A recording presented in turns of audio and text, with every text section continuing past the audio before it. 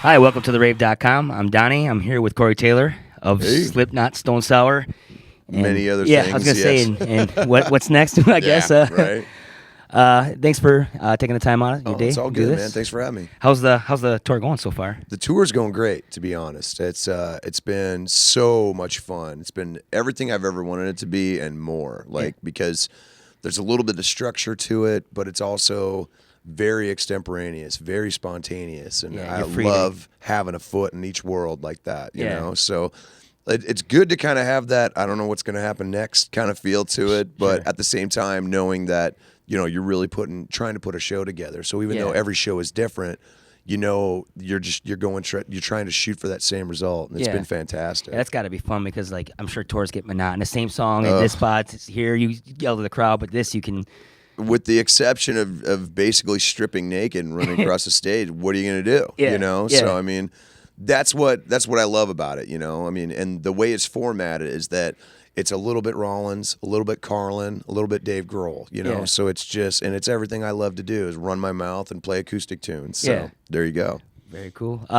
You just wrote a book that came out in March, 7 Deadly Sins. Yeah. What was your motivation and decision to write like a religious themed book and topic and stuff like that? It didn't originally start out that way. I was originally going to do a book about philosophy and basically kind of pick different philosophies apart between Jean-Paul Sartre and Nietzsche, I mean, and just kind of basically pull it all apart. And I gotta say, I don't even know what the. well, what it's those are. there you go. Nobody does. Yeah, yeah. Nobody does. You can just drop those names and like, oh, he's really intellectual. He's really Yeah, good. yeah. I'm trying to say it like. But yeah, I wanted yeah. to basically kind of take the piss out of that, and my agent really correctly was like, dude, you're gonna have a book that weighs the same as a car. Yeah. We can't, you don't want to come out of the gate with a 5,000 book tome unless Yeah. it's rewriting the Bible, basically. Yeah. So we kind of shot some ideas back and forth, and he was the one that hit on doing a book about the 7 deadly sins, and I immediately flipped it because it's such a hackneyed premise at this point. You Yeah, know? yeah. I was like, why don't I do it from the standpoint that they're not sins, Yeah. that they're emotions, they're human traits, they're what make us human, basically. Yeah. And saying that those are sins is a cop out. Yeah. And the more I thought about it, I loved the thought of being devil's advocate and basically kind of flipping the tables and giving arguments about it, Yeah. and then balancing that with like stories from growing up and stories of being on the road and whatnot and all the weird stuff that I've been Which people through. love to read and stuff. And like it's that. really just a hint, I mean, it's really in the background for the most part. It's a very, very argumentative book. Yeah. It's almost like a collection of essays, Uh-huh. and I love doing that.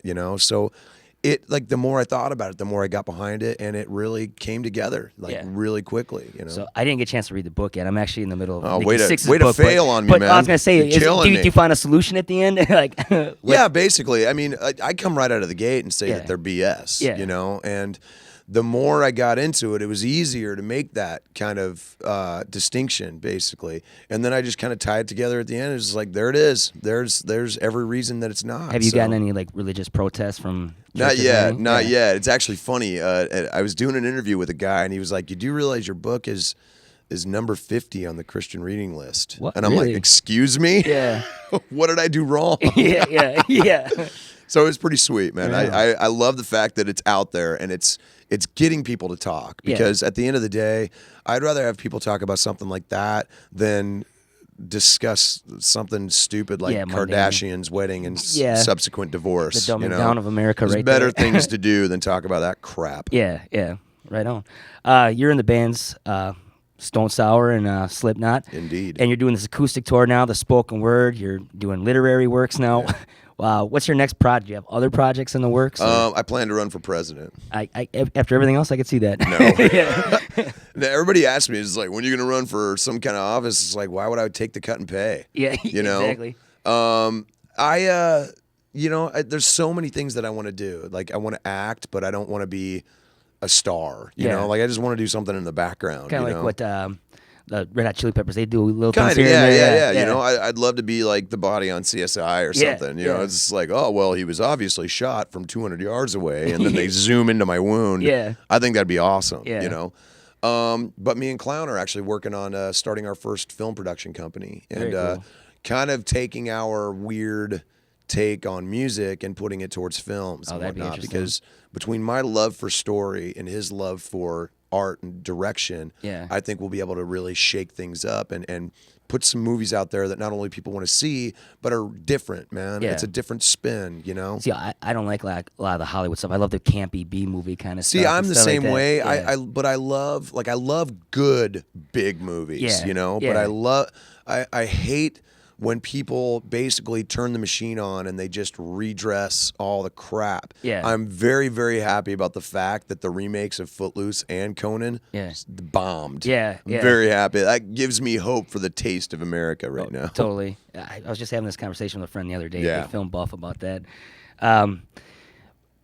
Next thing, like, how do you coordinate all these projects that you're already doing? Like, obviously, Slipknot does this. Like, how do you coordinate that? Do you have one same manager for all of them, or like, Yeah, how do you know, pretty like, much. I'm gonna tour here, I'm gonna do this book thing here? Like, how do you coordinate all that? It's every all year? about scheduling at the end of the day. Yeah, you know? but you got to think like 6 months ahead of time at I least. think 5 years down the road, That's man. I'm crazy. always thinking 5 years down the road, and I think that's why I'm still doing it. Yeah. It's because I've never sat back on my laurels. You know, Yeah. I've never sat back and gone, you know what? I've done the work. Now I'm just going to bask in the awesomeness of me, Yeah. you know? I've got the music library already done. Yeah. I could just sit. I've always been the guy who's like, what can I do next? You know, Yeah. I'm always looking for the work. I'm always looking to challenge myself. You can tell Not you're only still musically, hungry but after all everything. these years. Absolutely. Yeah. And, you know, I've got a great manager who works with me. I've got great people who work with me, and they keep me going. And they're actually some of the people. They bring me the ideas. You know, they're like, why don't you try this? And I'm like, ooh, that's a Yeah. good idea. You Yeah. know, so I'm always looking for the next boundary. I'm always looking for the next horizon. You Yeah. know, and and I think that helps me stay relevant, maybe in a way. Sure. It helps me stay focused and hungry, but it also helps me stay creative. You know, Yeah. which if you hit a wall in your life, then all of a sudden you find out that you're just a retread. Yeah. You know, and for me, I love the fact that I'm still hungry enough to challenge myself and, you know, try to make great music, try to write good lyrics, Yeah. you know, release good books, Yeah. you know, and, you know, as long as I'm doing that, man, then I'm still onto something. Yeah. It's awesome. You obviously from Des Moines. What was it like Oh, yeah. growing up in Des Moines? It's a blue collar town, stuff Oh, like that. yeah, like, yeah. It seems like it's funny every time I'm there. It seems like everyone knows you too. Like they have a story that they met you Yeah, here or there. yeah, So yeah. it's like you're like Des Moines' beloved son and stuff like that. It's pretty weird. Yeah, man. it's cool.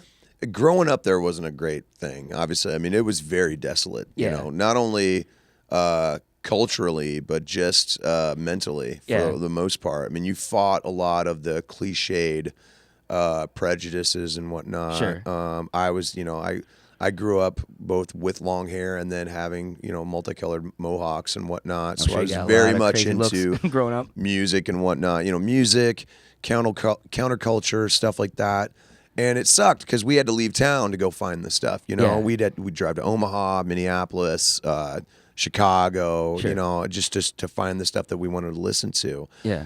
But the cool thing in the last 12 years since I've been doing this professionally is there's almost been this symbiotic relationship between me and Des Moines. Yeah. Like every time I come home, it's a little different. Yeah. And every time I come home, some of the blank spots are kind of Fill filled it. in, you Yeah. know, and it's really kind of a reflection of where I've gone in my career, you know. I mean, Sure. the bigger I've gotten, the bigger Des Moines gotten. Yeah. And I'm not taking credit for it. I mean, it's almost You got to say unconscious. some of it comes from you though. It's Yeah, definitely but for sure. At the same time, I mean, I'm not home enough for me to cause that kind of Yeah. change, you know? Yeah. So it's coming home and seeing that and feeling that. It makes but you me get the very kids that are like, I proud. can do it. You know Yeah, what I mean? Like, exactly, yeah. exactly. I think in a way, if I can take credit for anything, me and the guys in Slipknot Yeah. have shown people from Des Moines that they can do something if they put their mind to it and they're good at it and they're ready to work for it. Sure. You know, not only Slipknot but Stone Sour and people who are aspiring writers,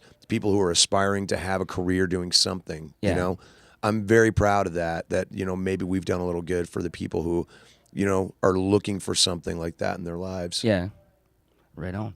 Last thing, obviously the Rave has got a lot of stories and stuff like that, but I heard you have a ghost story. yeah, So yeah, got to share that to everyone out The here. first time we were here was back in '99 on the Coal Chamber tour, and me and Clown and Fane, we were down in the at the pool. Okay. And this was before they cleaned it up. It Yeah. was pretty Yeah, brutal down there. We actually, I think the statute of limitations is we stole one of the bowling pins Yeah. and took it with us because Yeah. it was so gnarly. We're just like, oh, dude. Yeah. And we were down there kind of kicking around and looking at stuff. And we turned to leave, and I turned back for a second, and I saw a little kid standing in the far side of the pool. And I was like, what the? Yeah. Who the hell is that? And Was I it when- turned was it back pitch to grab black in the there guys. too, or did you It guys was have a very, little- it was dark, but it You was had a like little you bit could see there Yeah. was somebody there. Yeah. And I turned back to the guys, and I said, hey, check this out. And we turned back, and that kid was gone. Yeah. It looked like a little girl at first, but Yeah. like it was kind of weird. It like happened was so fast, I'm Yeah, sure, just- exactly. I mean, but I still remember that. And I'm just, every time we've come here, there's been that thing. Yeah. You know. Actually, in the last month, there's been 2 other apparitions that 2 people that worked here that do not believe in ghosts now believe in ghosts. Yeah. So it's yeah. crazy. It's crazy, man. It's Yeah. it's one of those things that I've got so much experience with that. Yeah. That I mean, I could go on for hours telling you stories just about the places that I've lived, Yeah. not just the things that I've seen. You know. Yeah. And it's cool. I Yeah. love it, man. I Yeah. get that I little know, tingle, and me I'm just too, like, man. oh, here we go. It's getting Yeah. weird. Yeah. Yeah. Love it. I like those shows too, even though I think some is bogus, but I still watch them. Yeah, totally. Well, is there anything else you want to tell the fans out there before we go? Anything, new projects, new singles, anything like Man, that? not really. We're working on November 30th. We're actually doing a charity gig in LA for Drop in the Bucket, which raises money to go to Africa and dig wells for the people there who don't have water and whatnot. Yeah. It's going to be a really cool show. Henry Rollins is going to be the host, which I'm really stoked Yeah, about. yeah. And then me and my buddies are gonna get up and just jam cool tunes together. People like everyone from John Five and Dave Navarro to Scott Ian and Mike Watt. Like it's that's gonna be really awesome. cool. I think Stephen Perkins is gonna be there. Like there's gonna be a lot of really cool stuff. And Roy Mayorga is gonna be playing drums. Nice. Like it's gonna be really cool. Yeah, that's like it's awesome. gonna be really really cool. So that's They're not coming doing a up. webcast for that or anything, are they? I don't know yet. I don't know. We're maybe. Yeah. I know we'll probably definitely try to film it. Yeah. But you know, we'll definitely try to see what we can get together. We're just gonna try and make it very special, a lot of fun for the people, and I'm sure it's fun for you too. raise just jamming money. it. Oh yeah, Yeah. dude. But at the same time, I'm very dedicated to working with charities and whatnot. I've done a lot of work with the Teenage Cancer Trust, which we're re-releasing the Christmas single to try and raise more money this year. Right on. We raised probably close to $20,000 last year. And we're going to try and at least match that. I want to Yeah. really try and match that this year. So Yeah. it should be really cool. Very cool. Well, right on. I appreciate taking the time out to talk to us. Oh, And it's all good, man. Corey Taylor, Slipknot, Stone Sour, Arthur, soon to be movie star, everything else. Yeah, right. Yeah. Thank you, brother. No Appreciate worries, it. man. Thank you. For more info like this, go to therave.com. See you guys at the shows.